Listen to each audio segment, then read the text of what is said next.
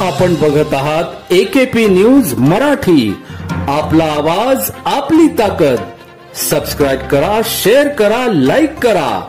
AKP news Marathi. Nashik police आयुक्तालयातील Satpur police ठाणे हद्दीतील त्र्यंबक रोडवरील पपया नर्सरीच्या अलीकडील रोहित पेट्रोल पंप सर्व्हिसेस या पेट्रोल पंपावर निळ्या रंगाची चारचाकी वाहन क्रमांक HR98L 6566 मधून आलेल्या बंटी बबली यांनी 4,500 रुपये किमतीचे डिझेल भरले व ऑनलाईन पेमेंट केल्याचे पेट्रोल पंप कामगार पंकज बैरागी यास सांगितले। तसेच सक्सेसफुल झाल्याचे दाखविले। पेट्रोल कामगार याने मालकास 4,500 चे डिझेलचे पेमेंट आल्याचे विचारले असता पेमेंट आले नाही असे सांगितले।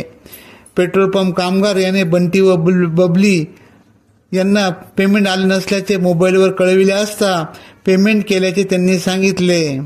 आपली फसवणूक केल्याचे समजताच पेट्रोल पंप चालकाने सातपूर पोलीस ठाण्यात याबाबत तक्रार दिली आहे। एकेपी न्यूज साठी ब्युरो चीफ अनवर खान पठाण, नाशिक।